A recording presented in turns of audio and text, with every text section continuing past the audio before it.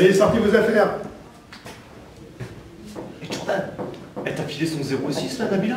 Ah non, je suis dégoûté, je crois qu'elle a un mec. Oh, laisse tomber, t'as qu'à l'éliminer. Ah, mais je vois que vous avez visé votre course à l'élimination, Jordan. Bah, bien sûr, monsieur, je suis un élève sérieux. Alors sortez-moi votre fiche de cours. Ah oui, je voulais vous dire, je l'ai faite, je vous jure sur la tête de mon cochon d'Inde, mais je l'ai laissé dans mon classeur de physique parce que je pensais qu'on avait chimie. Et moi aussi, un promis, juré et craché, je l'ai faite. Hein. Mais j'étais chez mon arrière-grand-mère, c'était pour son enterrement et je l'ai oublié chez elle. J'en ai un peu marre, vous me prenez pour un idiot. Ah non, monsieur, ça on n'oserait jamais. Bon, comme je vois que vous avez réglé votre cours à fond, on va reprendre l'essentiel. Au cours d'une synthèse, l'objectif du chimiste est de modifier soit la chaîne carbonée, comme dans cet exemple où on voit une chaîne qui est coupée en deux parties, ou alors de modifier un groupe caractéristique. Donc, par exemple, ici, on passe d'une fonction alcool à une fonction aldéhyde. On distingue en particulier trois types de réactions de synthèse: l'addition, l'élimination et la substitution. Par exemple, cette réaction, s'agit-il d'une addition, d'une élimination ou d'une substitution? Comment j'aimerais trop additionner son 06 à mon répertoire.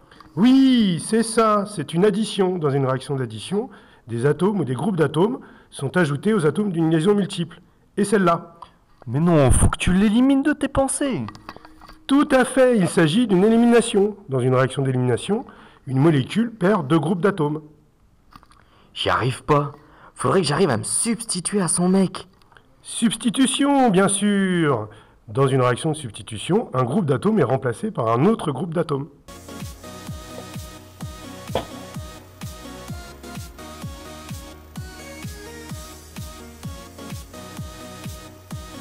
Vous ne croyez pas, mais vous avez vraiment travaillé. Vous êtes prêts pour aborder les mécanismes réactionnels. Ah moi je suis chaud pour taffer. Moi aussi, je suis chaud hein, pour taffer. Alors, avant tout, il faut que vous rappeliez ce que vous avez fait en première S. Tout ce que vous avez vu sur les liaisons ouais. polarisées. Ça fait au moins 3 ans, monsieur. Bon, alors, une liaison entre deux atomes est polarisée s'ils ont des électronégativités différentes. L'atome le plus électronégatif attire les électrons vers lui et porte une charge partielle delta-. L'atome le moins électronégatif, une charge partielle delta+. Par exemple, dans cette molécule, le chlore est beaucoup plus électronégatif que les carbones, donc le chlore porte la charge delta-, alors que le carbone porte la charge delta+. Dans une molécule, on peut distinguer des sites donneurs et des sites accepteurs d'électrons. Un site donneur de doublet d'électrons est un atome porteur d'une charge électrique négative ou d'un doublet non liant, ou encore d'une double liaison. Un site accepteur de doublet d'électrons est un atome porteur d'une charge positive.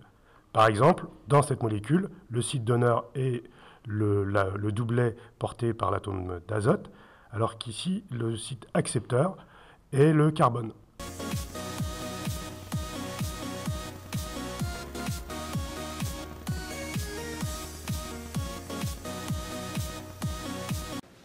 Je suis sûr que Nabila a une liaison avec Paul.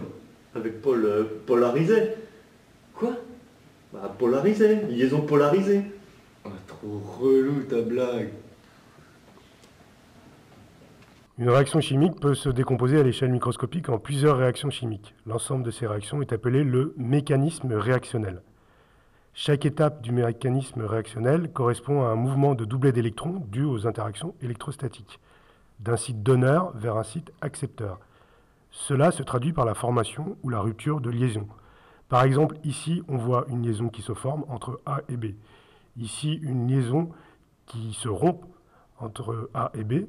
Et ici, C qui se substitue à A. Finalement, il faut retenir qu'un mouvement de doublet d'électrons est représenté par une flèche courbe reliant le site donneur d'électrons vers le site accepteur. Tu vois, si tu veux pécho, il faut que tu travailles ton attraction électrostatique. Comme ça, tu pourras partager un doublet avec Nabila. Oh Kevin, puisque tu as l'air d'avoir bien compris les transferts de doublets d'électrons, viens nous faire un exemple au tableau. Bon, ok, monsieur. Dans l'exemple que vous nous donnez, je reconnais les deux molécules dont vous nous avez parlé tout à l'heure, parce que j'ai bien écouté le cours, moi. Je reconnais l'azote, ici, qui est un site donneur, et le carbone, là, qui est un site accepteur. En regardant le produit obtenu, on voit bien que cette liaison là entre l'azote et le carbone a été formée par le transfert du doublet non liant porté par le site donneur vers le site accepteur, d'où la flèche courbe suivante. Ensuite, on voit bien que le second produit obtenu provient de la rupture de liaison entre le carbone et le chlore. D'où la seconde flèche courbe, ici. Ouais, je suis trop fort.